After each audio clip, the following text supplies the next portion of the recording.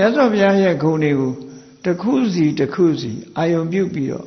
ဆင်ញင်စဉ်းစားနိုင်မှဗုဒ္ဓနုတ္တိဘာဝနာဖြစ်တယ်မြန်မာနိုင်ငံမှာတော့ဗုဒ္ဓနုတ္တိဘာဝနာလို့ဆိုပြီးတော့ပဋိစိတ်ကြတာတွေကများတယ်ပေါ့တရားချစ်ခင်သူတော်စင်များအားလုံးစိတ်ချမ်းသာကိုယ်ကြီးကျမ်းမာနှင့်ပြည့်စုံကြပါစေပဋိစိတ်တဲ့အခါမှာတော်တော်များများကဒီအရေးအတွက်ကဏ္ဍဘက်ကိုရောက်သွားပြီးတော့ဘုရားကုံတော်ကိုအာယုံပြုနိုင်တဲ့ပုဂ္ဂိုလ်ဟာအမှန်တမ်းနဲမာတယ်လို့ပြောဘာလို့လို့ဆိုလို့ရှိရင်ဂုဏ်တော်1000ပရိစိတ်တယ်ဆိုရင်1000ပြည့်ဖို့ပဲအာယုံစိုက်တယ်လေစိတ်ကဟိုရောက်ဒီရောက်လည်းပဲသူကရေတွက်နေတာပဲအဲ့ဒါလို့ရေတွက်နေတာတွေဆိုတော့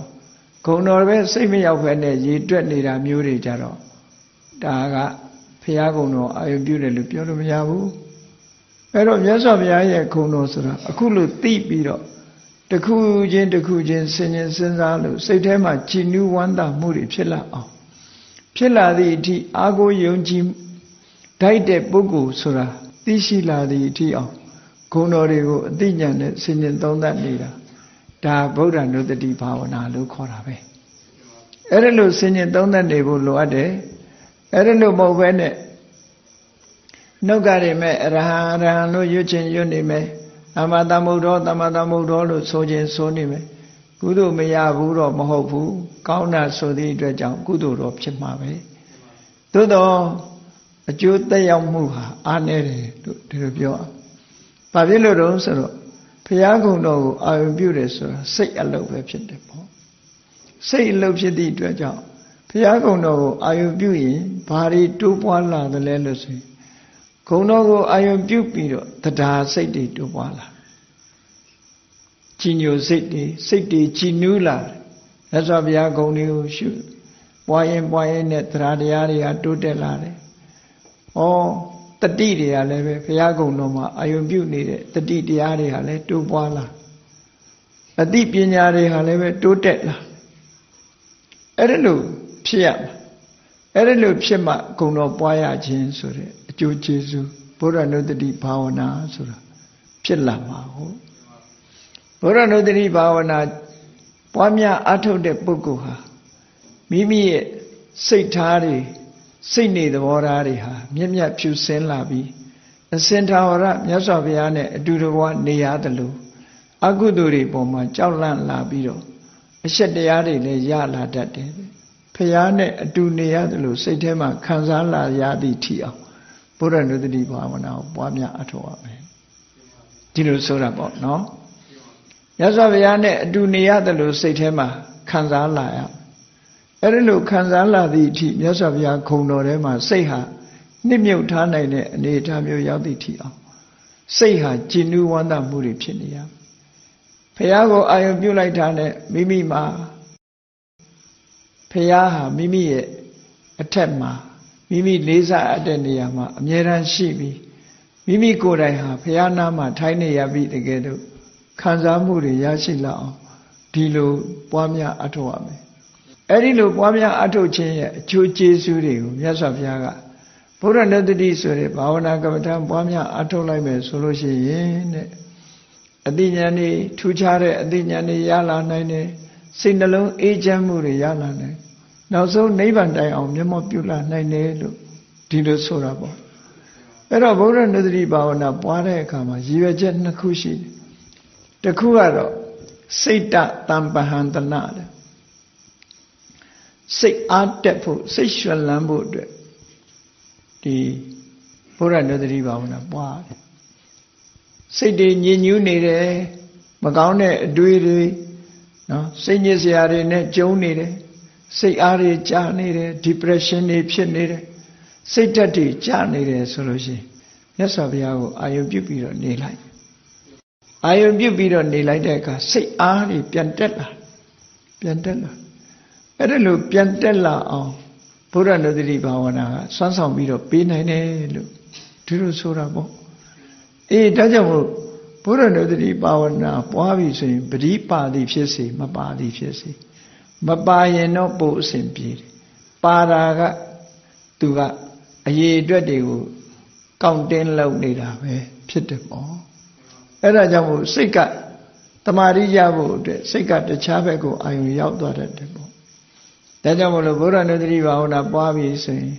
မြတ်စွာဘုရားကိုစိတ်ကထားပြီးဂုဏ်တော်တွေကိုတစ်ခုပြီးတစ်ခုဆင်ခြင်စဉ်းစားပြီးတော့ဆင်ခြင်သုံးသပ်ပြီးဝမ်းသာနေအောင်ကြည်နူးနေအောင်လုပ်ရမယ်ဂုဏ်တော်တစ်ခုကနေတစ်ခုတစ်ခုကနေတစ်ခုဒီလိုပြောင်းလဲပြီးတော့စိတ်ကြည်နူးနေအောင်အချိန်ကြာကြာဒီလိုလုပ်တာဗုဒ္ဓနုတ္တိဘာဝနာလို့ဒီလိုခေါ်တယ်ဗုဒ္ဓဂုဏ်ကိုအဖန်မှန်အထက်ထက်အမှတ်ရနေခြင်းဒါကြောင့်မို့အနုတတိဆိုတာအနုဆိုတာအချိန်ချင်းအထက်ထက်တတိဆိုတာအမှတ်ရခုနလိုစဉ်းစားနေခြင်းကိုပဲအမှတ်ရနေတယ်လို့ဒီလိုဆိုတာပေါ့တတိကိုဥတည်ပြီးတော့ပြောတယ်ဆိုရင်ပဲအသိဉာဏ်ပါရတယ်အသိဉာဏ်နဲ့မှမြတ်စွာဘုရားရဲ့ဂုဏ်တွေကိုစဉ်းစားလို့ရမယ်ပေါ့ဒါမို့သိအောင်အရင်သင်ရမယ်ဣတိပိသောဘဂဝါအရဟံမှာအရဟံဆိုတာ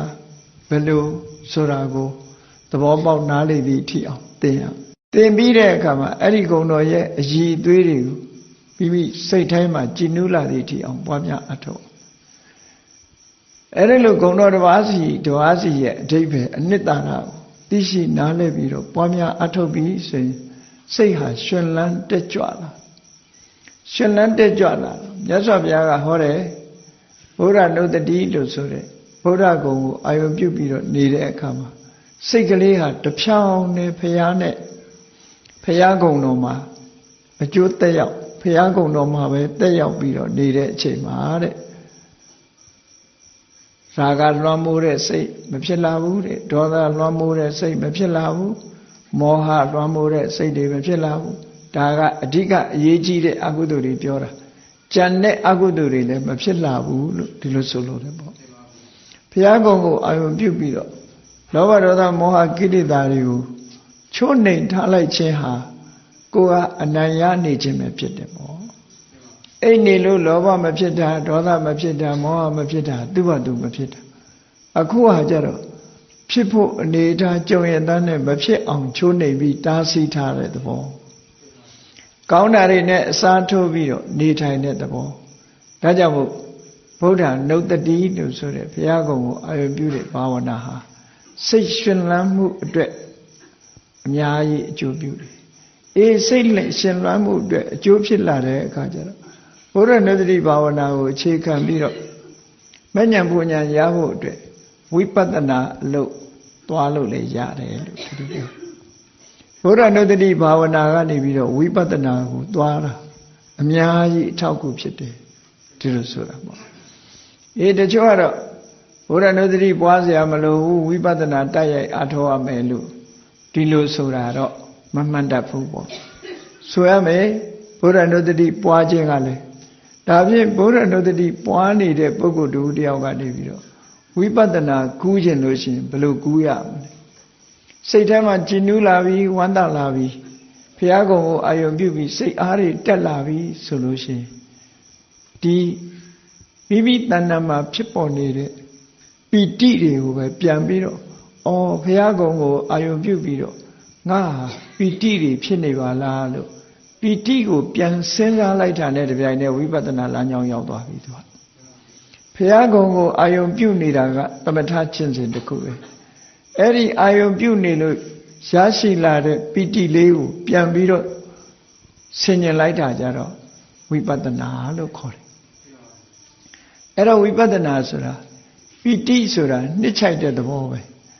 အဲ့ဒီနှစ်ချိုက်တဲ့သဘောလေးမိမိတဏ္ဍာမှာပေါ်လာတာဒီပဲနဲ့ပီတိကိုတွေးရှိခြင်းပဲဖြစ်တယ်ပီတိရဲ့သဘာဝလက္ခဏာကိုယ်ပိုင်လက္ခဏာပီတိဆိုဒီမှာကြည်နူးဝမ်းသာနှစ်ချိုက်ခြင်းဆိုတဲ့စိတ်အစဉ်တွေဖြစ်နေအဲ့ဒီပီတိသဘောကိုဆင်ញင်စဉ်းစားလိုက်ခြင်းအပြင်ပီတိဆိုတဲ့သဘာဝတရားသည်နံတရားသာဖြစ်တယ်ပေါ့အဲ့ဒီနံတရားဟာဘယ်ကနေဖြစ်ပေါ်လာသလဲလို့ဆက်ပြီးစဉ်းစားလိုက်တဲ့အခါမှာပီတိဖြစ်နေတဲ့အခါမှာနှလုံးသားကလည်းအေးချမ်းလာသည့်အတွက်ကြောင့်ရင်ထဲနှလုံးထဲမှာဖြစ်တဲ့တရားဟောပီတိဆိုတဲ့တရားသည်ဟရိယဝတ္ထုလို့ဆိုတဲ့ရုပ်တရားကိုအမိပြုပြီးတော့ဖြစ်နေတာဆိုပီတိကနံတရားသူ့ရဲ့မိယာကရုပ်တရားလို့ဆိုဩငါတဏ္ဍမှာပီတိဖြစ်နေတာလေးဟာ ရုပ်တရားပေါ်မှာအမိပြုပြီးတော့ဖြစ်ထားပါလားလို့ဟောဒီနှစ်ခုလောက်သိလိုက်လို့ရှိရင်ဒါယုံ nant ကွဲသွားတဲ့သဘောပဲအဲ့ဒါလို့ကွဲသွားတဲ့အခါမှာဒီပီတိဟာဘာကြောင့်ဖြစ်နေတာလဲဆိုတော့ဘုရားကုံကိုအာယုံပြုရလို့ဖြစ်တာဘုရားကုံကအကြောင်းတရားပဲအဲ့ဒီအကြောင်းတရားကိုအာယုံပြုပြီးတော့မှန်ကန်တဲ့အတွေးတွေနဲ့တွေးလို့ငါမှဟောဒီပီတိတွေဖြစ်တယ်လို့ဆိုတာကိုသိလိုက်တာနဲ့တပြိုင်နက်ဒီယုတ်တိနံရဲ့အကြောင်းတရားကိုလည်းပဲသိရှိနားလည်သွားတယ်ဆိုတော့ဒီလိုသိသွားတာကိုပစ္စယပရိက္ခာဉာဏ်လို့ခေါ်တာဟောဝိပဿနာကြည့်ဒီဘုရားနုတ္တိကနေပြီးတော့ဝိပဿနာကူပါလားအဲ့ဒါလိုကူးသွားတာကူးတယ်ဆိုတာဒီလိုကူးတာနော်တခြားနည်းနဲ့ကူးတာမဟုတ်ဘူးအဲ့ဒါလိုပီတိကိုအာယုပြုလိုက်တာနဲ့ပီတိရဲ့အကြောင်းတရားတွေပါသိပြီဟောဒီပီတိတရားလေးကိုစူးစိုက်ပြီးတော့ရှုနေရင်ကနေဘာဖြစ်လာလဲမိမိတဏ္ဍာမှာတသိမ့်သိမ့်နဲ့7သိမ့်တစ်ဖြန်းဖြန်းဖြစ်နေတဲ့ပီတိလေးဟာပေါ်လိုက်ပြောင်းလိုက်ဆိုတဲ့သဘောတွေကိုထင်ထင်ရှားရှားသိလာအဲ့ဒီတစလဲစတဲ့ပေါ်နေတာလားသို့မဟုတ်ပေါ်ပြီးတော့ပျောက်သွားတာရှိသလားပျောက်သွားပြီးထပ်ပေါ်တာလားလို့သေးသေးချာချာစူးစမ်းဆင်ခြင်တာကသမထနာဉာဏ်စူးစမ်းဆင်ခြင်လိုက်လို့သိလိုက်တာကြတော့ဖြစ်လိုက်ပြက်လိုက်သွားတာပါလားလို့ဆိုတာသိတာကဥရိယဗျာဉာဏ်လို့ဆိုပြီးတော့ဒီလိုဉာဏ်စဉ်အနေနဲ့ဒီအသိဉာဏ်တွေကတဖြည်းဖြည်းတက်လာတာကိုပြောတာအဲ့ဒါလို့ဖြစ်လိုက်ပြက်လိုက်ဆိုတာတွေကိုမြင်လာတဲ့အခါကျတော့ဘယ်ဟာမှမမြဲပါလားစဉ်းစားဉာဏ်တစ်ခုဝင်လာဘယ်ဟာမှမမြဲပါလားအလုံးငကိုယ်လုံးကထာဝရကြီးလို့ထင်နေတာအခုမမြဲပါလားနောက်ဆုံးမှဖြစ်တာတောင်မှမတွေ့တော့ဘူးပြက်နေတာကတလဇတ်ကြီးပါလားလို့ဆိုဟောဘေငါဉာဏ်ဖြစ်လာဘေငါဉာဏ်လို့သိတာနဲ့တပြိုင်နက်အနိစ္စမြင်တာဟာအထွတ်ထိပ်ရောက်သွားပြီပေါ့အနိစ္စရဲ့အနိစ္စတာယပရမကောတိဘေငါဉာဏ်သိတာအနိစ္စမှာလမ်းဆုံးတယ်လို့ဒီလိုဆိုတော့အဲ့ဒီလိုအနိစ္စသဘောကိုသိလိုက်တာနဲ့တပြိုင်နက်ဘာဖြစ်လဲဒီလောက်နှစ်သက်เสียကောင်းတဲ့ဗုဒ္ဓရဲ့ခုံတွေကိုအာယုံပြုပြီးတော့ဖြစ်ပေါ်နေတဲ့တရားတွေဟာလည်းမမြဲပါလားမြဲတယ်ဆိုတာဘယ်အရာမှမရှိပါလားမမြဲတဲ့အရာကြီးနဲ့အတူနေရတာကြောက်เสียကောင်းလှကြီးလားလို့ဆိုတဲ့ဘယဉာဏ်ဆိုတာဖြစ်လာဒါအတွေးတွေတစ်ခုပြီးတစ်ခုပေါ်လာတဲ့သဘောအသိဉာဏ်တွေတစ်ခုပြီးတစ်ခုဘယဉာဏ်နဲ့ဘယဉာဏ်ဖြစ်လာတဲ့အခါကျတော့နေဗိဒဉာဏ်ညီငွေเสียကောင်းတယ်တဏှာဝဆင်းရဲမှာငါရထားတဲ့ယုတ်တိနန္ဒီဟာဒီတိုင်းကြီးပဲအလွန်စိတ်ပြည့်ညီငွေเสียကြီးကောင်းတယ်ဒါတွေကလွတ်မှကောင်းမယ်လို့လွတ်ဖို့စဉ်းစားတာမௌစီတုကမြတာဒါတွေလွတ်ဖို့ရအတွက်ဘယ်လမ်းကသွားမလဲထွက်ပေါက်ရှာတဲ့သဘောနဲ့ဖြစ်ပေါ်လာတာထွက်ပေါက်ကိုလိုက်ရှာတာကြတော့ပฏิသင်္ခာဉာဏ်လို့ခေါ်တယ်ထွက်ပေါက်ရှာလိုက်တဲ့အခါကျတော့ဒီယုတ်တရားနံတရားတွေရဲ့သဘာဝကိုသိအောင်ဆင်ញင်သုံးသပ်တာဟာအမှန်ပဲလို့ဖြစ်ပြမှုတွေပေါ်မှာဒီစိတ်ကလေးကတည်ငြိမ်မှုတွေရလာတယ်သူ့ဘာသူဖြစ်နေတဲ့ပုံမှာစိတ်ပြည့်စရာလို့လည်းမမြင်တော့ဘူးချစ်ခင်စရာလို့လည်းမမြင်တော့ဘူးမုန်းစရာလို့လည်းမမြင်တော့ဘူးစိတ်ကလေးကတည်ငြိမ်လာရင်သင်္ခါရုပ္ပခဉာဏ်လို့ဆိုတာဖြစ်လာအဲ့ဒီကြတော့ဝိပဿနာဉာဏ်ဟာအလုံးကိုရင့်တန်သွားတယ်ရင့်တန်သွားလို့ရှိရင်မကြခင်မဲ့သူကသင်္ခါရအာယုန်တစ်ခုပီတိဆိုတဲ့သင်္ခါရအာယုန်ပီတိနဲ့ဆက်ပြီးတော့ဖြစ်နေတဲ့ရုပ်ဆိုတဲ့သင်္ခါရအာယုန်တစ်ခုဖြတ်တောက်ပလိုက်ပြီးတော့ထိုသင်္ခါရတွေရဲ့ချုပ်ငြိမ်းရာလမ်းဆုံးရာနိဗ္ဗာန်ဆိုတဲ့အာယုန်တစ်ခုကိုရောက်ရှိပြီးတော့ပယ်ရာရှိတဲ့ကိလေသာတွေကိုပယ်ပြီးတော့လောကကနေလောကုတ္တရာကိုကူးသွားတယ်ဒီလိုဆိုလိုတာပေါ့နော်အဲ့ဒါဟာဘုရားနုတ္တိဘာဝနာကနေပြီးတော့ကူးသွားတဲ့နည်းပဲအဲ့ဒါလို့တရားဥတရားမြတ်ရသွားတဲ့ပုဂ္ဂိုလ်တွေရှိသလားဆိုရှိတယ်တီဟိုကျွန်းမှာဆိုလို့ရှိရင်ကာလဗုဒ္ဓရခိတာလို့ခေါ်တဲ့မထေရကြီးတစ်ပါးဟာဘုရားနုတ္တိဘာဝနာကိုဆွဲဆွဲမြဲမြဲအားထုတ်တယ်အတော်ကိုဆွဲဆွဲမြဲမြဲအားထုတ်တယ်အဲ့ဒါလို့ဆွဲဆွဲမြဲမြဲအားထုတ်တော့ဘာလုပ်လိမ့်ရှိတော့ဆိုရင်မဟာစေတီလို့ခေါ်တယ်အနုရဒပူရမြို့မှာမြန်မာပြည်မှာမဟုတ်ဘူးတီဟိုကျွန်းကဝတ္ထု မဟာစေတီတီဟိုသားတွေကတော့ရုဝံဝေလိလို့ခေါ်တယ်အဲ့ဒီဘုရားမြန်မာပြည်ကကောင်းမှုတော်နဲ့ခတ်ဆင်ဆင်အဲ့ဒီဘုရားမှာဘုရားရှင်မြင်မော်တက်ပြီးတော့မြတ်စွာဘုရားကိုစေတီကိုကြည့်ပြီးတော့မြတ်စွာဘုရားရဲ့ဂုဏ်တော်တွေကိုအာရုံပြုတာတာမန်ပုဂ္ဂိုလ်တွေကတော့ထင်ကြတယ်စေတီကြီးကိုရှ िख ိုးတယ်ဆိုတော့အုပ်ပုံကြီးကိုရှ िख ိုးနေတယ်လို့တချို့ဘာသာကြားတွေကထင်ကြတယ်မဟုတ်ဘူးဘုရားစေတီမြင်လိုက်တာနဲ့စေတီထဲမှာထိသွင်းထားတဲ့ဘုရားမြတ်စွာရဲ့ relic လို့ခေါ်တဲ့ဓာတ်တော်တွေအဲ့ဒါကိုအာယုံပြုပြီးတော့မြတ်စွာဘုရားသခင်ကိုရောမြတ်ရဲ့ရုပ်ပုံတော်တွေဂုဏ်တော်တွေစိတ်ထဲနှလုံးထဲမှာရပြီးတော့အာယုံပြုတာအဲ့လိုဆိုလိုတာနော်မြတ်စွာဘုရားသရင်300အကြောင်းဆောင်အနေနဲ့စေတီကနေပြီးဆက်နွယ်ပြီးတော့မြတ်စွာဘုရားကိုအာယုံပြုနေရဒီကနေ့ခေတ်ဘုရားဘာသာဝင်သူတော်စင်တွေမြန်မာပြည်ဟာဘုရားပထုအလွန်ပေါ်လို့သလင်းတော်ပကိုးသားနဲ့ခေါ်ကြတယ်သို့တော်ဘုရားပထုတွေနေရာတကာတွေ့နေကြတဲ့အခါမှာဘုရားကုံကိုအာယုံပြုမိခြင်းမှပြုမိကြလိမ့်မယ်အများစုကဘုရားကိုလက်ပတ်ကြည့်ရှုเสียသဘောလောက်ပဲဖြစ်နေကြမယ်အဲ့တော့ဘုရားကိုအာယုံပြုပြီးဆိုတဲ့ဟာဂုဏ်တော်နဲ့အာယုံပြုမိဖို့လိုအပ်တယ်ပေါ့စေတီပထိုးမြင်လိုက်တာနဲ့ဒီစေတီပထိုးထဲမှာမြတ်စွာဘုရားရဲ့ဓာတ်တော်မွေတော်တွေရှိတယ်အဲ့ဒီဓာတ်တော်မွေတော်တွေရဲ့ပိုင်ရှင်မြတ်စွာဘုရားဟာအရဟံစတဲ့အခုလိုဂုဏ်ကြီးတွေရှိတယ်ဆိုတာကိုဂုဏ်ကြီးတွေကိုအာယုံပြုမိဖို့အရေးကြီးတယ်ပေါ့အဲ့ဒီခုနမထေရကြီးဟာစေတီတော်ကိုရှ िख ိုးတဲ့အခါမှာသူကတဏှာတဲ့တောင်မဟုတ်ဘူးရှစ်ဌာနမှာဥချလှက်ပန်းပြီးတော့လက်ရရသွားပြီးရှစ်ဌာနဥချအဲ့ဒီလိုနေ့စဉ်နဲ့အမြဘုရားကိုသိကြည်ညိုပြီးတော့စေတီပေါ်တက်လာပြီးတော့ရှ िख ိုးကြတော့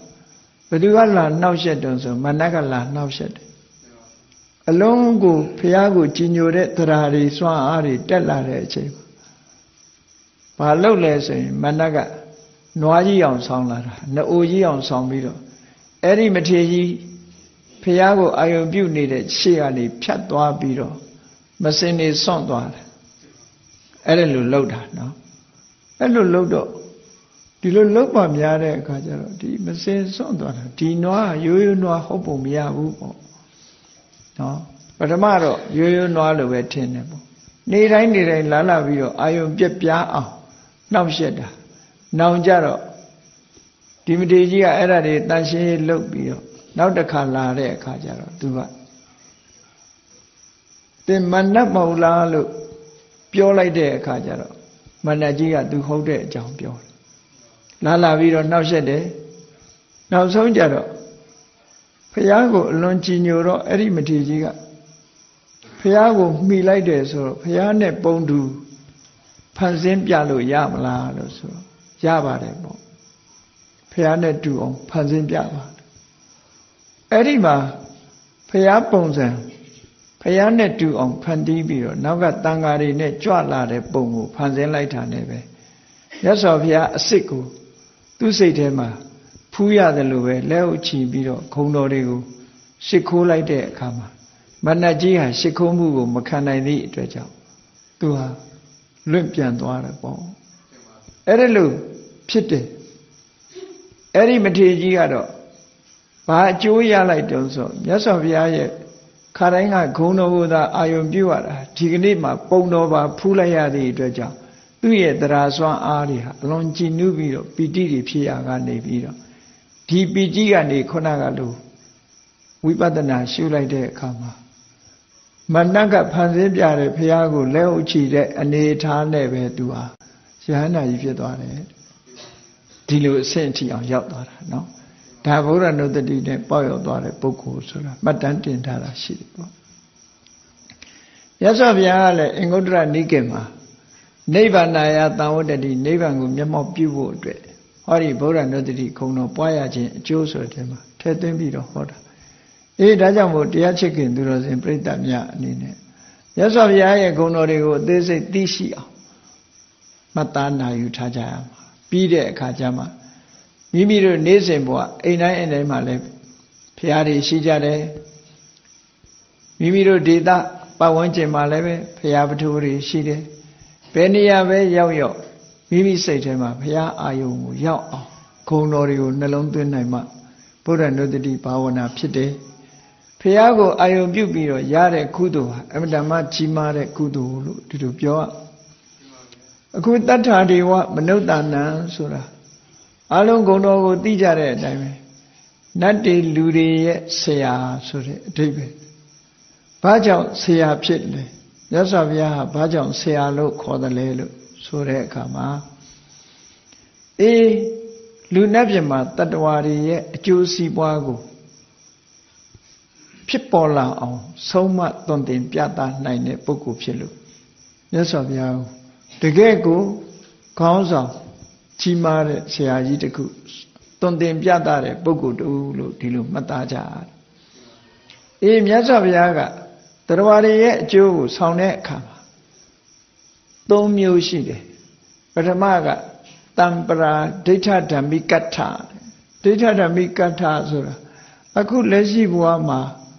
ဘယ်လိုနေရင်ကောင်းကျိုးချမ်းသာတွေရနိုင်တယ်လက်ရှိဘဝမှာကောင်းကျိုးချမ်းသာတွေရဖို့ဆိုတာကိုလေမြတ်စွာဘုရားကဆုံးမဩဝါဒပေးတယ်တရားဝါဆိုတာကအမျိုးမျိုးရှိတယ်ပေါ့တချို့ကဒီဘဝပဲကောင်းစားခြင်းတဲ့ပုဂ္ဂိုလ်ရှိတယ်တချို့ကနောင်ဘဝမှာကောင်းစားခြင်းတဲ့ပုဂ္ဂိုလ်ရှိတယ်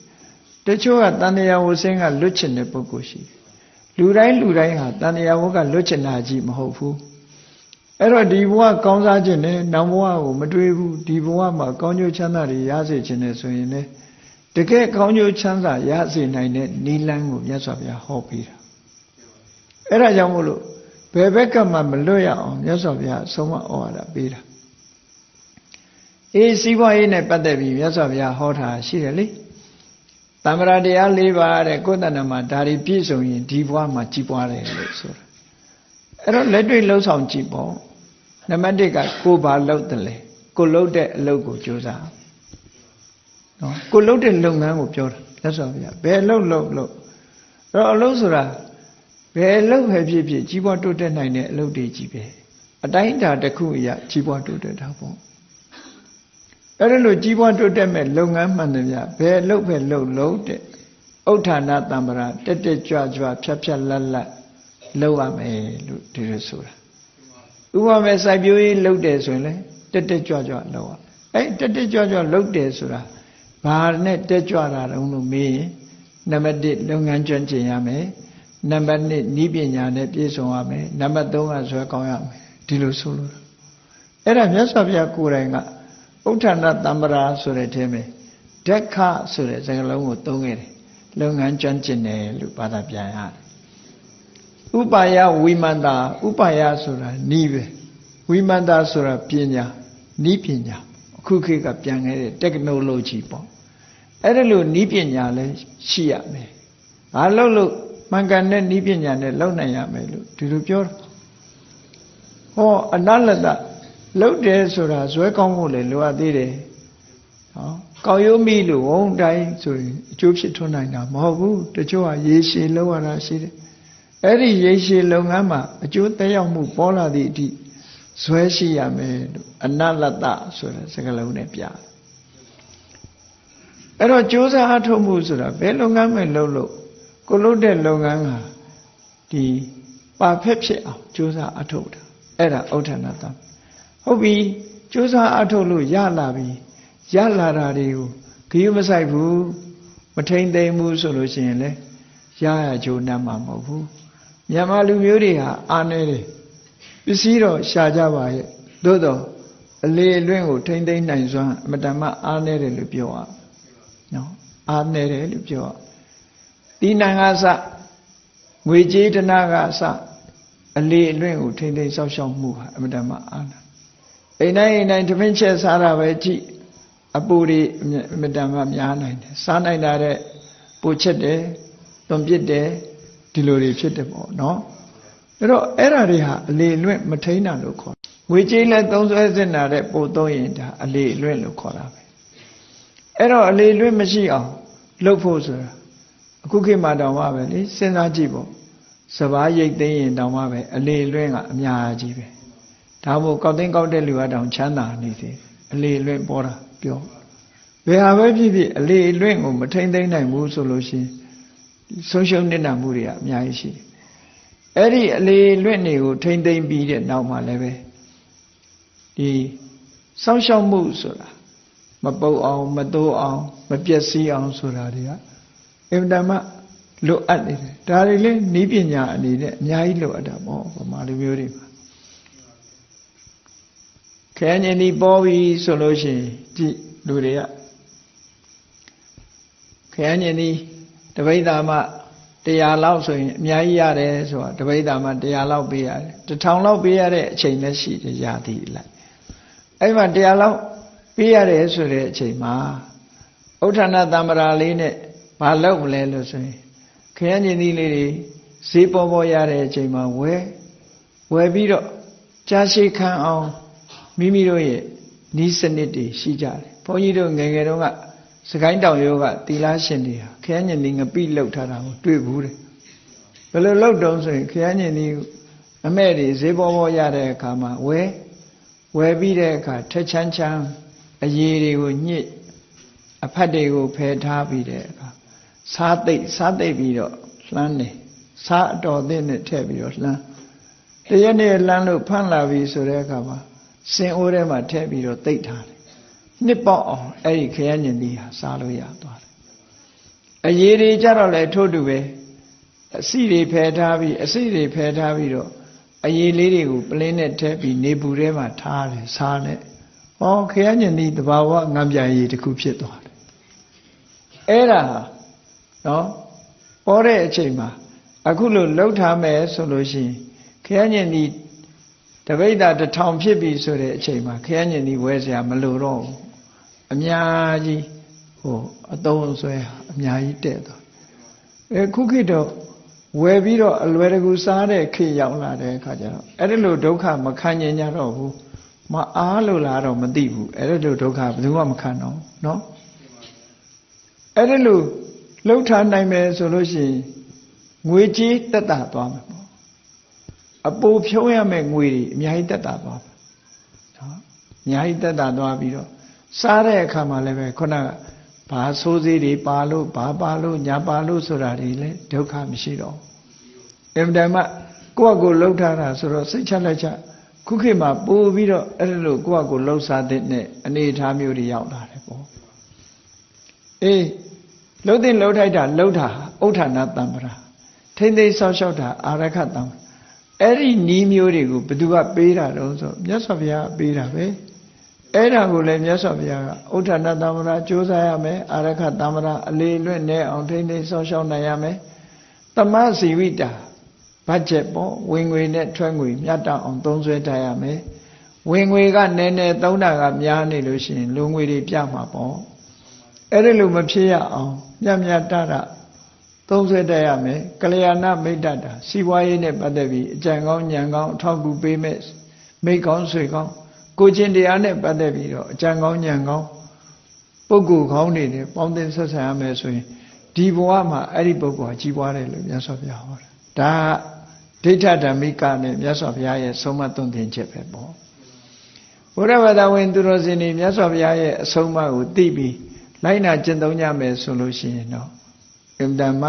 ဒီ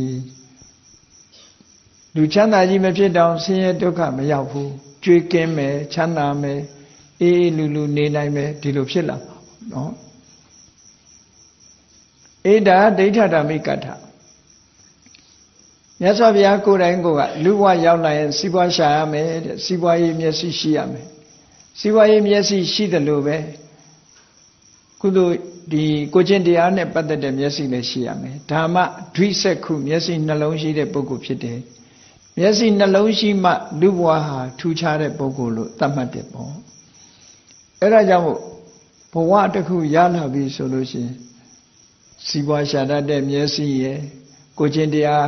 ထိမ့်သိမ်းဆောင်းရှောင်းနိုင်တဲ့မျက်စိရယ်ဒီမျက်စိအမြင်နှမျိုးကိုရအောင်ကြိုးစားအထောက်အောင်မယ်အခြေခံအားဖြင့်ဒါဟာဒိဋ္ဌဓမ္မိကနဲ့မြတ်စွာဘုရားဆုံးမသွန်သင်ချက်ပဲ။ဩဒီတိုင်းလိုက်နာလို့အကျိုးရှိသွားတဲ့ပုဂ္ဂိုလ်တွေလည်းမြောက်များစွာရှိတယ်ပေါ့။တမ္ပရာယိကထာနောက်ဘဝကိုကောင်းစားခြင်းနဲ့ဒီဘဝတော့တပည့်တော်တို့သိရပြီ။သာဝနေအစဉ်ပြေတဲ့နောက်ဘဝကိုစိတ်ချရအောင်ဘာတွေလုပ်ရမလဲဆိုပ ပြောတယ်မြတ်စွာဘုရားကနောင်ဘဝစိတ်ချခြင်းလို့ရှိရင်တတ္ထာသီလသုဒ္ဓစာကပညာပေါ့တရားသီလစာကပညာတခါတလေ၄မျိုးပဲဟောတယ်ခါလေ၅မျိုးဟောတယ်အဲ့တော့တတ္ထာသီလသုဒ္ဓစာကပညာလို့ဆိုတဲ့ဒီအရေးချင်းနေကိုယ်တဏ္ဍာမှာရှိအောင်အေးယုံကြည်ချက်ရှိရမယ်မြတ်စွာဘုရားရဲ့အဆုံးအမကိုယုံကြည်တယ်ဆိုတာလက်ခံတယ်လိုက်နာမယ်အဲ့ဒီတရားရှိလာလို့ရှိရင်ဘာဖြစ်လဲကိုချင်းတရားကိုထိမ့်သိမ်းဆောက်ရှောက်တယ်အနည်းဆုံး၅ပါးသီလလုံးအောင်ထိမ့်သိမ်းဆောက်ရှောက်မယ်သီလသုတ္တမြတ်စွာဘုရားဟောတဲ့တရားဓမ္မတွေစီးပူးအထုတ်မယ်လောကမှာအကျိုးရှိရာအကျိုးရှိကြောင်းစာပေတွေဖတ်မယ်သင်ယူမယ်မှတ်သားမယ်လောကမှာရှိတဲ့နည်းပညာတွေကိုသင်ယူမယ်မှတ်သားမယ်ဒီပညာရက်တွေကလည်းကိုယ့်ဘဝမှာအကျိုးရှိကြောင်းနေပဲနောက်တဲ့ခါကျတော့ပညာစာခရလာတဲ့ပစ္စည်းဥစ္စာကိုအများနဲ့ခွဲဝေပြီးတော့သုံးနိုင်တယ်စွန့်ကြဲတယ်ပေးကမ်းတယ်စာခဟောနောက်ဆုံးတစ်ခုကျတော့ပညာဒါကတော့အရေးကြီးဆုံးပဲပေါ့ပညာဆိုတာစီးပူးအထောက်အစီးပူးအထောက်တာဘယ်နည်းနဲ့စီးပူးအထောက်တယ်လဲလို့မေးမယ်ဆိုလို့ရှိရင်ကိုယ်တိုင်အခုလိုတရားနာတာလဲပညာရအောင်လုပ်တာပဲစာပေဖတ်ရှုတာလဲပညာရအောင်အထောက်တယ်နောက်ဆုံးမှမသိတာတွေကိုမေးတယ်မရှင်းတာတွေကိုမေးတယ်ဆိုလို့ရှိရင်လေဒါလည်းပဲပညာပဲပညာပါရမီဆိုတာကိုယ်တိုင်သင်ယူခြင်းလို့ဆိုလိုတယ်ကိုယ်တိုင်သင်ယူတဲ့ပုဂ္ဂိုလ်ဟာအခုဘဝမသိတာအခုချက်ချင်းတတ်သွားတယ်ပေါ့ဒီလိုဆိုလိုတာဆုတောင်းနေရမယ့်အရာမဟုတ်ဘူးကိုယ်တိုင်သင်ကိုယ်တိုင်တတ်သွားမယ်ပေါ့အေးအဲ့ဒါလို့တတ္တသီလသုဒ္ဓဆာကပညာလို့ဆိုတယ်ဒီရည်ချင်းတွေနဲ့ကိုယ့်ကိုပြည့်စုံအောင်လုပ်ထားပြီးဆိုရင်မြတ်စွာဘုရားကဒီရည်ချင်းတွေဟာဘယ်တော့မှအောက်ကိုမချဘူးတဲ့ထောပတ်အိုးကြီးကိုရေထဲမြုပ်ပြီးတော့ခွဲလိုက်တဲ့အခါမှာအိုးခွဲတွေကသာအောက်ရောက်ချင်းရောက်သွားမယ်ထောပတ်တွေကတော့အပေါ်တက်လာမှာပဲတရားနဲ့ထုံမွမ်းထားတဲ့စိတ်တွေသီလနဲ့ထုံမွမ်းထားတဲ့စိတ်တွေသုတ္တစာကပညာတို့နဲ့ထုံမွမ်းထားတဲ့စိတ်တွေဟာဘယ်တော့မှအောက်ကိုဆွဲချမှာမဟုတ်ဘူးတဲ့အမြဲတမ်းအပေါ်တက်လာမှာလို့ဒီလိုဟောတာဟာတမ္ပရာယိကထလို့ခေါ်တယ်နောက်ဘဝကောင်းကျိုးချမ်းသာအတွက်စိတ်ချရအောင်ဟောတဲ့တရားပဲပေါ့ဒီလိုဆုံးမသွန်သင်ပေးတာသွန်သင်ပြတာဆုံးမဩဝါဒပေးတာလေဒါကြောင့်မို့လို့မြတ်စွာဘုရားကိုတတ်တာဆုံးမတတ်သူမကနဲ့လမ်းကြောင်းပေါ်တင်ပေးတာပဲဆုံးမတယ်ဆိုတာအဲ့ဒါလို့တင်ပေးတာဟောနောက်တစ်ခုကျတော့ဘာလို့ဆိုရင်ပရမတ္ထအေးဒီဘဝကောင်းစားတာတို့နောက်ဘဝကောင်းစားတာတို့တဲ့ဒီဘဝနောက်ဆုံးဖြစ်ပြီးတော့နိဗ္ဗာန်ချမ်းသာကိုရချင်ပါတယ်ဆိုရင်လေခုနပြောတဲ့ဤစနစ်တွေဟာမြတ်စွာဘုရားဟောပေးထားတာပဲလေဘုရားနုဒတိကိုအခြေခံပြီးဝိပဿနာကျင့်တယ်တခြားနည်းတွေအခြေခံပြီးတော့ဝိပဿနာကိုသွားတယ်ဝိပဿနာကိုတိုက်ရိုက်ကျင့်တယ်ဆိုတဲ့ဒီအကျင့်တွေတိုင်းကျင့်ခြင်းအားဖြင့်ဟောနိဗ္ဗာန်ချမ်းသာဆိုတာလည်းမျက်မှောက်ပြုနိုင်တယ်ဒီလိုဆိုတာပေါ့နော်အဲ့တော့မြတ်စွာဘုရားသည်တရားတွေကိုဒီဘဝလည်းအကျိုးရှိအောင်သွန်သင်ပြသဆုံးပါတယ်နောက်ဘဝတွေအကျိုးရှိဖို့ဆိုတာလည်းသွန်သင်ပြသဆုံးပါတယ်တဏှာကလွတ်ဖို့ဆိုတာကိုလည်းသွန်သင်ပြသဆုံးပါတယ်လုံးဝပြည့်စုံတယ်ပေါ့တာမန်ပုဂ္ဂိုလ်တူကဒီဘဝကောင်းကျိုးချမ်းသာရအောင်လမ်းညွှန်ကောင်းလမ်းညွှန်နိုင်တော့လဲနောက်ဘဝလမ်းညွှန်နိုင်တဲ့ပုဂ္ဂိုလ်ဟာမရှိဘူးတကယ်ကတော့နောက်ဘဝကိုလမ်းညွှန်နိုင်တဲ့ဘာသာဆိုတာတောင်မရှိဘူးဒီဘဝစီးပွားဖြစ်အောင်လမ်းညွှန်တာတွေတော့ရှိကောင်းရှိမယ်ပေါ့နောက်ဘဝကိုသေချာစိတ်ချရတဲ့လမ်းညွှန်ချက်ဟာဘုရားရဲ့အဆုံးအမမှာပဲရှိတယ်တဏှာဝကလွတ်ဖို့ဆိုတာအခြားကအိမ်မက်ထဲတောင်တွေးနိုင်တာမှမဟုတ်တာအဲ့ဒါလောက်ထိအောင်မြတ်စွာဘုရားကတရားတွေရဲ့အကျိုးကိုလိုလားပြီးတော့ဆုံးမသွန်သင်တတ်လို့တတ္ထဒေဝမနုဿန္တာလူတွေကိုသာဆုံးမသလားဆိုမဟုတ်ဘူးနတ်တွေကိုပါဆုံးမပေးတယ်တကယ်ကိုလူနတ်ပြမှာတတ္တဝါအလုံးတို့ရဲ့ဆရာဖြစ်တယ်လို့ဒီလိုအဓိပ္ပာယ်ရတယ်ပေါ့ဒီလိုဆုံးမမှုတွေကြောင့်မြတ်စွာဘုရားဟာတကယ်ထိုက်တန်တဲ့ဆရာကြီးပဲဟောနောက်အဓိပ္ပာယ်တစ်ခုကဘယ်လိုပြောတော့ဆိုတတ္ထာဆိုတာဟာရှင်းတော့ကဒီကုံရောင်းကုံဝဲတနေ့တကြီးကိုသွားတဲ့အခါမှာကုံတယ်ခေါင်းဆောင်ဆိုတာတိတ်အရေးကြီးတယ်လှဲပေါင်း900နဲ့သွားကြတယ်ဆိုတဲ့ဇာလန်းတွေကိုသိလိုက်ပြီ အဲ့ဒီလဲပေါင်း900နဲ့သွားတာလမ်းပြပုဂ္ဂိုလ်ခေါင်းဆောင်ပုဂ္ဂိုလ်မပါလို့ရှိရင်အန္တရာယ်အလွန်ကြီးတယ်ကန္တာရကြီးတွေကအမြဲတမ်းကြီးမားတယ်အဲ့ဒီကန္တာရခရီးတွေကိုဖြတ်တန်းပြီးတော့ဟိုဘက်ကိုရောက်အောင်သွားမှအကျိုးအမြတ်များများရတာဖြစ်တယ်လမ်းမှာအန္တရာယ်တွေကအလွန်များတယ်ကန္တာရဆိုတဲ့စကားလုံးကဘာကိုဆိုလိုတာတော့ဆိုကန္တာရရဲ့အဓိပ္ပာယ်ကအသွားအလာပြတ်နေတဲ့အန္တရာယ်ထူပြောတဲ့အယတ္တိတာကိုကန္တာရလို့ခေါ်တယ်အဲ့ဒီနေရာမှာရေမရှိတဲ့သွားရတဲ့နေရာရေရှားပါတဲ့တဲကန္တာရကြီးတွေကိုသွားတာလည်းပဲကန္တာရလို့ခေါ်တယ်အေးတာရဲ့တိရစ္ဆာန်တွေထူပြောတဲ့နေရာဖြတ်တန်းသွားရင်လည်းအန္တရာယ်တွေအလွန်များလို့အဲ့ဒါကိုလည်းကန္တာရလို့ခေါ်တယ်နောက်တစ်ခါတခိုးဓမြတွေတောင်းကျမ်းလို့တဘုံတွေအုပ်စိုးနေတဲ့နေရာကြီးကဖြတ်တန်းသွားလို့ရှိရင်လည်းအန္တရာယ်တွေများလို့အဲ့ဒါကိုကန္တာရလို့ခေါ်တယ်ပေါ့အဲ့ဒါလို့ကန္တာရခရီးကြီးကိုသွားတဲ့အခါမှာလမ်းကြောင်းပြတဲ့ပုဂ္ဂိုလ်ခေါင်းဆောင်ကောင်းမရှိဘူးဆိုရင်လူရခရီးကိုဘယ်တော့မှမရောက်နိုင်ဘူးတဲ့အဲ့ဒီဥပမာအတိုင်းပဲမြတ်စွာဘုရားဟာလမ်းပြတဲ့ထဲမှာတော့လမ်းပြခေါင်းဆောင်ကောင်းပဲကုံတယ်ခေါင်းဆောင်ကြီးလို့ဆိုတဲ့အဓိပ္ပာယ်နဲ့လေမြတ်စွာဘုရားကိုတတ်ထားလို့ဒီလိုချီးမွမ်းအဲ့တော့တန်တရားဆိုတာဟာကန္တာရခရီးကြီးတစ်ခုကိုသွားကြဘုန်းကြီးတို့တွေဒီကနေ့ကန္တာရခရီးကြီးကိုဖြတ်တန်းနေတာတန်တရားဘဝခရီးကိုဖြတ်တန်းနေဆိုတာကန္တာရခရီးကိုဖြတ်တန်းတာပဲတကယ်ပဂတိခရီးကြီးမှာရေမရှိတဲ့ပြဿနာတာရဲ့တိရစ္ဆာန်တွေရဲ့အန္တရာယ်ပြဿနာနော်ဘေးရအန္တရာယ်တွေအမျိုးမျိုးတခိုးတဘုံတွေရဲ့အန္တရာယ်တွေအဲ့ဒီလိုတွေနဲ့ခရီးကြီးကိုသွားရတယ်လို့ပဲဘဝဆိုတဲ့ခရီးကြီးဟာလည်းပဲအန္တရာယ်တွေအမတန်မှထူပြောတယ်ဘာတွေအန္တရာယ်တွေရှိတာတော့ဆိုဘုန်းကြီးတို့ဒီကနေ့ဖြတ်နေရတာဘယ်ကိုဖြတ်နေဆိုအိုခြင်းဆိုတဲ့ကန္တာရာကြီးကိုဖြတ်နာခြင်းဆိုတဲ့ကန္တာရာကိုလည်းဖြတ်ရတယ်နောက်ဆုံးဆိုတာသိခြင်းဆိုတဲ့ကန္တာရာကြီးကိုဖြတ်ကြအဲ့ဒီလိုဖြတ်တန်းသွားလာတာအန္တရာယ်တွေအလွန်များတယ်ပေါ့အိုခြင်းဆိုတဲ့ဘေးနဲ့လည်းရင်ဆိုင်ရမယ်နာခြင်းဆိုတဲ့ဘေးနဲ့လည်းရင်ဆိုင်ရမယ်သိခြင်းဆိုတဲ့ဘေးတွေနဲ့လည်းရင်ဆိုင်ရမယ်အဲ့ဒီလိုဘဝခရီးကြီးဟာဘယ်တော့မှမဆုံးနိုင်တဲ့ဘဝခရီးကြီးကိုရှောက်လန်းနေကြတော့ဒီကန္တာရခရီးကြီးကထွက်ပေါက်မရနိုင်ကြဘူးအဲ့ဒီမရနိုင်တာကိုမြတ်စွာဘုရားကကန္တာရခရီးကြီးကဘယ်လိုထွက်ရမယ်ဆိုတာကိုလမ်းညွှန်မှုပြုတာပဲဘဝခရီးကြီးကထွက်တဲ့ဤစနစ်တွေပေးတယ်ဆိုတာဘာနဲ့ပေးတာတော့ဆိုကြည့်လေဓမ္မစကြာတရားတော်မှာဆိုရင်အေးတန်တရားဝုကလွတ်ချင်လို့ရှိရင်ဒီလမ်းနှစ်သွယ်ကမသွားနဲ့ဘာလဲကာမဂုဏ်ချမ်းသာကိုခံစားပြီးတော့မိမိလျော့ရောနေတဲ့လမ်းကမသွားနဲ့သွားရင်အိုခြင်းနာခြင်းတေခြင်းဆိုတဲ့ကန္တာရခရီးကထွက်ပေါက်မရှိဘူးအေးထွက်ချင်လို့ဆိုပြီးတော့မမှန်ကန်တဲ့နီးလန်းနေနဲ့ကိုယ့်ကိုညှဉ်းပန်းပြီးတော့ကျင့်တဲ့အတ္တကိလမထာနုယောဂလမ်းကြောင်းကလည်းမသွားနဲ့သွားရင်ဘာအကျိုးမှရှိမှာမဟုတ်ဘူးအပန်းယုံတက်တက်ပဲဖြစ်မယ်ဒီလိုဆိုတာပေါ့နော်တချို့အလုပ်တွေကလုပ်တော့လုပ်ရတယ်ပင်ပန်းပန်းအကျိုးရှိလားဆိုမရှိဘူးဒါမျိုးတွေရှိတယ်လေအကျိုးကကိုမျှော်တယ်လို့ရမလားဥပမာမဲ့သူတို့ပြောကြတဲ့စကားတစ်ခုလို့ပေါ့ဒီကြောက်တုံးကြီးတစ်ခုကိုလူ100လောက်ဝိုင်းတွန်းတယ်တလက်မမှမရွေဘူးဆိုရင်ဒါအလုပ်လို့သတ်မှတ်တာမှမဟုတ်တော့အဲ့ဒီလိုအကျိုးမရှိတဲ့အလုပ်တစ်ခုကိုဝိုင်းလုံနေကြတာဆိုရင်လေအကျိုးရမှာမဟုတ်ဘူးပေါ့ကျိုးရမှာမဟုတ်ဘူးအေးဒါကြောင့်မို့ဒီလမ်းနှစ်လမ်းဟာအဲ့ဒီတိုင်းပဲဖြစ်တယ်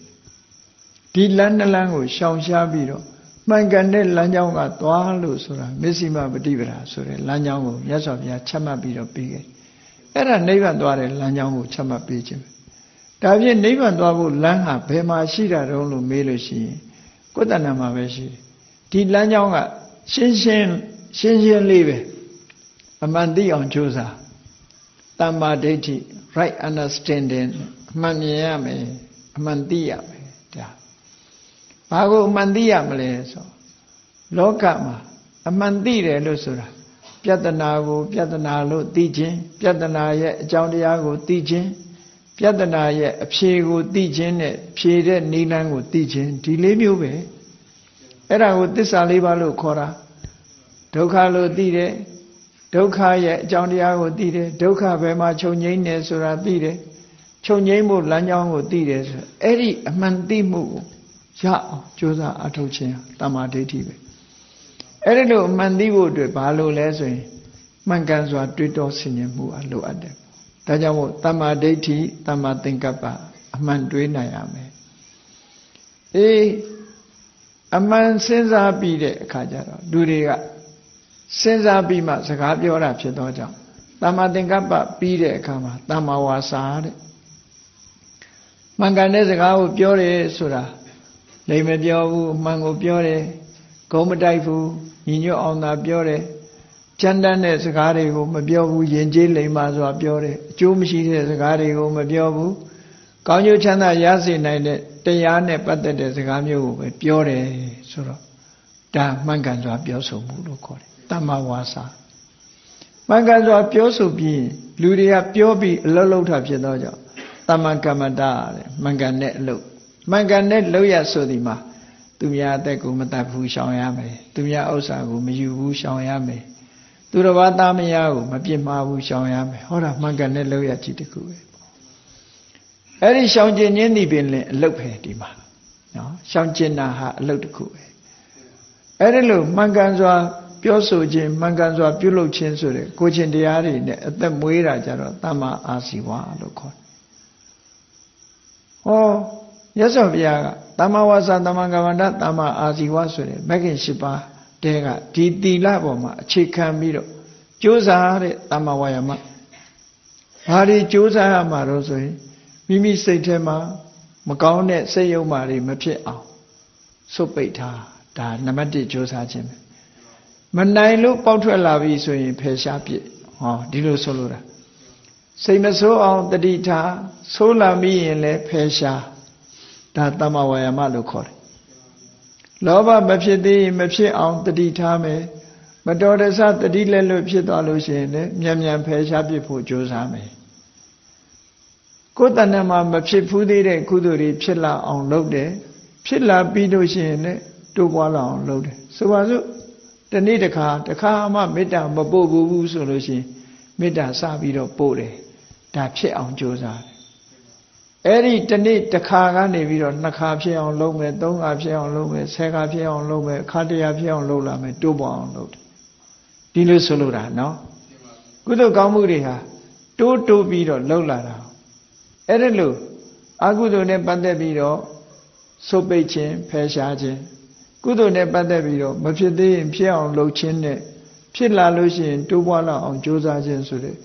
ဒီကြိုးပမ်းမှု၄ရပ်ကိုတမ္မာဝါယာမလို့ခေါ်တယ်အဲ့ဒါဟာလည်းပဲအာယုစိုက်ပြီးတော့ကြိုးပမ်းရမယ်ဒီလိုကြိုးပမ်းပြီဆိုလို့ရှိရင်တဲ့အမှန်တရားပေါ်မှာတတိထားပြီးတော့ကြိုးစားရမှာဖြစ်တော့ကြောင့်တမ္မာတတိမရရင်မလုပ်ဖြစ်ဘူးလေသူကဒါကြောင့်တတိရှိရမယ်အဲ့ဒါလို့ကြိုးစားတဲ့အခါမှာစိတ်တည်ငြိမ်မှုဆိုတာအရေးပါတယ်တမ္မာသမာဓိဆိုဟောမဂ္ဂင်၈ပါးဆိုတာအဲ့ဒါကိုမဂ္ဂင်၈ပါးနဲ့အလွတ်လို့ဒီလိုဆိုလိုတာပေါ့ကဲဒါဖြင့်ဒီထွက်လေဝင်လေလေးကိုမှတ်ပြီးတော့ကမ္မထာနှလုံးသွင်းနေဆိုပါစို့ဘာနဲ့နှလုံးသွင်းနေတာလဲလို့စဉ်းကျင်စဉ်းစားကြည့်လိုက်ထွက်လေဝင်လေလေးနှလုံးသွင်းတော့မယ်ဆိုတဲ့အခါမှာရှေးဥစွာဘာလို့ကိုချင်းသီလစောင့်တည်လိုက်တယ်တမ္မာဝါစာတမ္မာကမ္မန္တတမ္မာအာဇီဝဆိုတဲ့ဒီ3ခုကိစ္စပြီးသွားသီလရဲ့အင်အားတွေကိုယူလိုက်တဲ့အခါမှာစိတ်ကပို့ပြီးတော့အားတက်လာသီလကိုအာရုံပြုလိုက်တဲ့အခါမဟုတ်တာမလုပ်သည့်အတွက်ကြောင့်စိတ်အားတွေပိုတက်လာအဲ့ဒီအချိန်မှာထွက်လေဝင်လေလေးပေါ်မှာတတိထားတာကတမ္မာတတိအဲ့ဒီလိုတတိထားဖို့ကြိုးစားနေတာကတမ္မာဝါယာမထွက်လေဝင်လေလေးပေါ်မှာစိတ်ကလေးတည်ငြိမ်သွားတာတမ္မာသမာဓိအဲ့ဒီထွက်လေဝင်လေလေးရဲ့သဘာဝကိုစဉ်းကျင်စဉ်းစားတာကတမ္မာသင်္ကပ္ပအမှန်သိလိုက်တာကတမ္မာဒိဋ္ဌိလို့ဆိုတယ်ဒါနဲ့အလုံးလုံးတာပဲလေအဲ့ဒါလို့အလုံးလုံးတာကိုပဲနိဗ္ဗာန်သွားနေတယ်လို့ဒီလိုဆိုတာတခြားနည်းနဲ့သွားတာမဟုတ်ဘူးမိမိအလုံးလုံးနေခြင်းဒီပင်နေဒီတဘာဝတရားတွေမိမိတဏ္ဍာမှာဖြစ်အောင်လုပ်နေခြင်းဒီပင်နေနိဗ္ဗာန်သွားနေခြင်းပဲဖြစ်တယ်ဒါကြောင့်မို့လို့ဒီတ တမာဒိဋ္ဌိစတဲ့ဒီရှိခုကိုမက္ခလို့ခေါ်တယ်မက္ခဆိုတာလမ်းပဲဒီလမ်းကဘယ်သွားတဲ့လမ်းလဲဆိုနိဗ္ဗာန်ကိုပို့တဲ့လမ်းနိဗ္ဗာန်ကိုဥတည်ဖောက်ထားတဲ့လမ်းပေါ့ဒီလမ်းကြောင်းအတိုင်းသွားရင်နိဗ္ဗာန်ကိုရောက်တယ်ဒါဖြင့်ဒီမက္ခဆိုတာဘယ်လိုလုပ်ပြီးတော့သူကနိဗ္ဗာန်ကိုတွေ့မလဲလို့ဆိုတော့ဒီတရားတွေကပဲနိဗ္ဗာန်ကိုရှာပေးတာဒါကြောင့်မို့မက္ကတိနိဗ္ဗာန်ခဝေတတိတိမေခောနိဗ္ဗာန်ကိုရှာပေးတာလို့ဒီတမာဒိဋ္ဌိစသည်ကပဲနိဗ္ဗာန်ကိုတွေ့အောင်ရှာပေးတာဘယ်လိုလုပ်ပြီးတော့နိဗ္ဗာန်ကိုတွေ့သွားတာတုံးလို့မေးလို့ရှိရင်ကိလေသေမာရင်တော့နိဗ္ဗာန်ကိစ္စတိတိမေခောတဲ့မဆိုတာကိလေသာတွေကိုဖြည့်ဆည်းခြင်းခဆိုတာနိဗ္ဗာန်နဲ့ရောက်အောင်ပို့ပေးခြင်းဆိုအဲ့ဒီနှစ်ခုပဲတစ်ဖက်ကရှင်းလိုက်တယ်ရှင်းထုတ်လိုက်တယ်ရှင်းထုတ်လိုက်ပြီးတော့တစ်ဖက်ကငြိမ်းချမ်းတဲ့အဆင့်ကိုပို့ပေးလိုက်တယ်အဲ့ဒီနီးနဲ့အလုံးနှစ်ခုကိုလှုပ်လိုက်တာဘယ်သူလှုပ်တုံဆိုရင်ဒီမဂ္ဂင်၈ပါးပဲလှုပ်တာပဲဖြစ်တယ်ပေါ့အေးဗုဒ္ဓရဲ့ခုံကိုအခြေခံပြီးတော့အခုလိုမဂ္ဂင်၈ပါးကျင့်စဉ်ကိုကျင့်ဖို့ကျင့်မယ်ဆိုလို့ရှိရင်နိဗ္ဗာန်ဆိုတဲ့ဒီတန်တရားဝဆင်းရဲကလွတ်မြောက်ရာ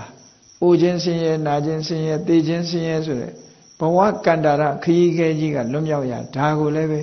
မြတ်စွာဘုရားကသွန်သင်ပြသဆုံးမတော်မူတာဖြစ်တယ်ပေါ့ဒါကြောင့်မို့ဘုရားမြတ်စွာရဲ့အဆုံးအမတွေဟာအင်မတန်မှပြည့်စုံတယ်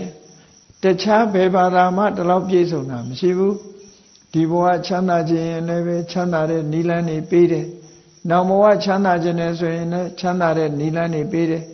နောက်ဆုံးတန်တရားဝကလွတ်ဖို့ဆိုလည်းပဲလမ်းကြောင်းကြီးတစ်ခုလုံးကိုပေးထားတယ်တခြားဘာသာမှာဒီလမ်းကြောင်းမျိုးတစ်ခုမှကိုမရှိနိုင်ဘူးတဲ့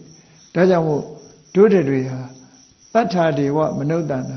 တကယ်ကိုလူတွေရောနတ်တွေရောတရားတွေအားလုံးမိမိတို့ဆန္ဒအားလျော်စွာကောင်းရာဒုက္ခတိကောင်းရာအနေထားတစ်ခုကိုရရှိခြင်းနဲ့ဆိုရင်မြတ်စွာဘုရားဟာပြည့်ပြည့်စုံစုံဆုံးမသွန်သင်ပေးထားတာဖြစ်လို့မြတ်စွာဘုရားသခင်ကိုရောမြတ်တည်တာလင်တတ္ထာဒေဝမနုဿန္တာတကယ်နတ်တွေလူတွေအားလုံးရဲ့ဆရာဖြစ်ပါပေတယ်ဆိုတဲ့ဂုဏ်ကိုအာယုံပြုပြီးစိတ်ထဲမှာကြည်နူးလာနိုင်တယ်ပေါ့အဲ့ဒီတော့ကြည်နူးလာပြီဆိုတဲ့အခါကျတော့မှခုနလိုဝိပဿနာဉာဏ်နဲ့ရှုဆင်ញင်လိုက်မယ်ဆိုရင်ဗုဒ္ဓနုတ္တိဘာဝနာကနေဝိပဿနာကျင့်စဉ်တစ်ခုကိုတက်ပြီးတော့မဲ့ဖို့နိဗ္ဗာန်ထိအောင်ရောက်ရှိသွားနိုင်တယ်ဆိုတဲ့ဤစနစ်ကိုမြတ်စွာဘုရားဟောကြားဆုံးမတာဖြစ်ပါတယ်အေးတရားချစ်ခင်သူတော်စင်ပြိဿအပေါင်းတို့ဗုဒ္ဓနုတ္တိဘာဝနာဆိုဒီမှာမြတ်စွာဘုရားရဲ့ဂုဏ်တွေကိုအဖန်တလဲလဲဆင်ញင်စဉ်းစားပြီးတော့သုံးသပ်ပြီးပီတိတွေဖြစ်နေအောင်ဒီနှလုံးသွင်းဆင်ញင်နေခြင်းဟာကြီးမားတဲ့ကုသိုလ်ကောင်းမှုတစ်ခုဖြစ်တာမို့ဒီကုသိုလ်တရားရဲ့တန်ဖိုးဟာအမတန်မှကြီးမားလို့ဒီအချိန်မှာလောဘလည်းမဖြစ်ဘူးဒေါသလည်းမဖြစ်ဘူးမောဟလည်းမဖြစ်ဘူးအလွန်မြင့်မြတ်တဲ့မြတ်စွာဘုရားဆိုတဲ့ပုဂ္ဂိုလ်ရဲ့ဂုဏ်တွေနဲ့မိမိတို့နေလဲရတဲ့အချိန်ဟာအင်မတန်မှတန်ဖိုးရှိတဲ့အချိန်ဖြစ်လို့ဗုဒ္ဓနုတ္တိကမ္မထံကိုတို့တွေကြိုးပမ်းအားထုတ်ကြရမှာဖြစ်တယ်လို့ကိုယ်စီသဘောကျပြီးကျင့်ကြံကြိုးကုပ်အားထုတ်နိုင်ကြပါစေကုန်သတည်း